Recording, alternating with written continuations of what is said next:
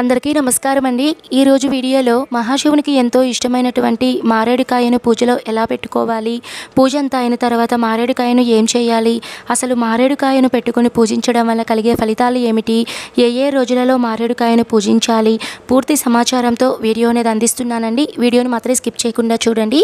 వీడియోలోకి వెళ్ళే ముందుగా శ్రీ వారాహీదేవి జ్యోతిష్యాలయం కేరళ తాంత్రిక గురువు గారు నెంబర్ 1 వశీకరణ స్పెషలిస్ట్ పండిత్ పవన్ నంబూదిరి గారిచే జ్యోతిష్యం అనేది చెప్పబడుతుందండి। మీకు ఎటువంటి సమస్యలు ఉన్నా సరే విద్యలో కానీ, ఉద్యోగం, వ్యాపారం, పెళ్లి, ఆరోగ్యం, నాగదోషం, సంతానం, రాజకీయం, వామాచార దోషం, భార్యాభర్తల మధ్య గొడవలు, అత్తాకోడళ్ల మధ్య గొడవలు, ప్రేమించి మోసపోవడం, స్త్రీ పురుష వశీకరణ సమస్యలు, మీకు ఎటువంటి సమస్యలు ఉన్నా సరే 24 గంటల్లో మీకు పరిష్కారం అనేది లభిస్తుందండి। పూర్తి నమ్మకంతో మీరు ఈ గురువుగారికి ఏ సమయంలోనైనా సరే ఫోన్ చేయండి। గురువుగారి ఫోన్ నెంబర్ వచ్చేసి 9043637512। స్క్రీన్ మీద కనిపిస్తున్నటువంటి ఈ నెంబర్కి మీరు పూర్తి నమ్మకంతో మీరు కాల్ చేయండి। ఈ రోజు వీడియోలో మహాశివునికి ఎంతో ఇష్టమైనటువంటి మారేడుకాయను తెచ్చుకొని మారేడుకాయతో పూజ ఎలా చేయాలి, పూజ అంతా అయిన తర్వాత మారేడుకాయను ఏం చేయాలి, అసలు మారేడుకాయను పూజలో పెట్టడం వలన ఎలాంటి ఫలితాలు కలుగుతాయి, పూర్తి పూజా విధానం A to Z మీకు ఉండే సందేహాలన్నిటికీ సమాధానం ఈ వీడియోలో క్లియర్ అవుతాయండి। నేను మారేడుకాయని పూజలో ఎలా పెట్టుకోవాలో నేను తెలియజేస్తానండి। దానికన్నా ముందుగా ఈ మారేడుకాయతో పూజ అనేది చేస్తే ఎటువంటి ఫలితాలు కలుగుతాయో నేను తెలియజేస్తానండి। మారేడుకాయ అంటే మారేడు వృక్షం అంటేనే సాక్షాత్తు ఆ శివుని స్వరూపంగా మనం భావిస్తామండి। స్వామివారికి బిల్వ దళాలు అన్న మారేడు దళాలన్నా ఏవైనా ఒకటేనండి, మళ్ళీ కన్ఫ్యూజ్ అయితే అవ్వకండి। ఈ విధంగా బిల్వ దళాలతో మనం పూజించిన బిల్వకాయ అంటే మారేడుకాయతో మనం పూజించినా కూడా మనకి సాక్షాత్తు ఆ శివుని అనుగ్రహం అయితే మనకి లభిస్తుందండి। ఇప్పుడు ఉన్నటువంటి కాలంలో అయితే మనకి చాలా వరకు ఈ బిల్వ పత్రాలు అనేటివి అలానే ఈ మారేడుకాయ అనేది ఈజీగా దొరుకుతుందండి। ఒకవేళ మీకు దొరకలేదు అనే పక్షంలో అయితే మనకి పూజా షాప్స్లో అయితే మనకి ఎండిపోయినటువంటి మారేడుకాయని కూడా కొన్ని పూజా షాప్స్లో అయితే అమ్ముతూ ఉంటారండి। దాన్ని కూడా మీరు తెచ్చుకొని ఇంట్లో పెట్టుకోవచ్చు।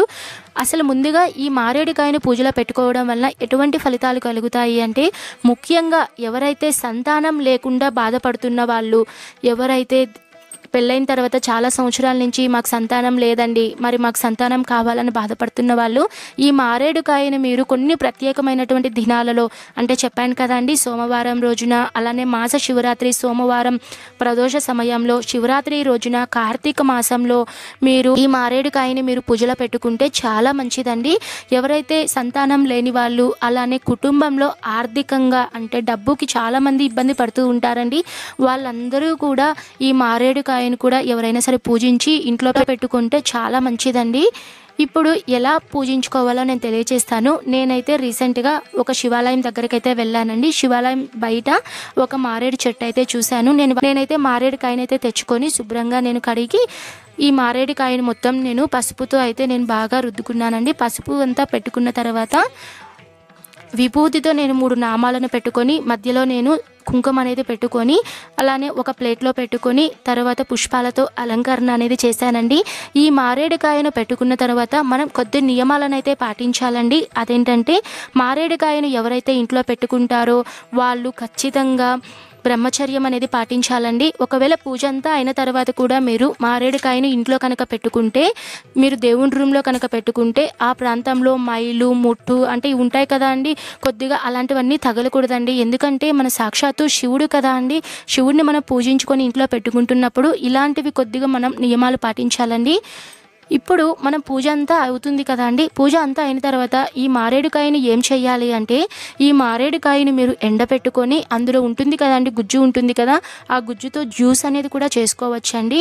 సరే కొద్దిగా హెల్త్ ఇష్యూస్ ఉంటారు కదండి, వాళ్ళు కూడా మీరు ఈ మారేడుకాయ జ్యూస్తో కనుక మీరు తాగితే వాళ్ళకి పూర్తి ఆరోగ్యవంతులు అవుతారు అని సైంటిఫిక్గా కూడా చెప్తారండి। అలానే ఈ మారేడుకాయను మీరు ఎండపెట్టి అందులోపల ఉన్నటువంటి గుజ్జుని కొద్దిగా గ్రైండ్ చేసి అందులో పౌడర్ ఉంటుంది కదండి, ఎవరైనా సరే సంతానం లేని వాళ్ళు బాధపడుతూ ఉంటే వాళ్ళు పాలల్లో కనుక ఈ మారేడుకాయ పొడి అనేది వేసుకొని తాగుతూ ఉంటే వాళ్ళకి తొందరగా సంతానం అనేది కలుగుతుంది అని అయితే మనకి చెప్పబడిందండి।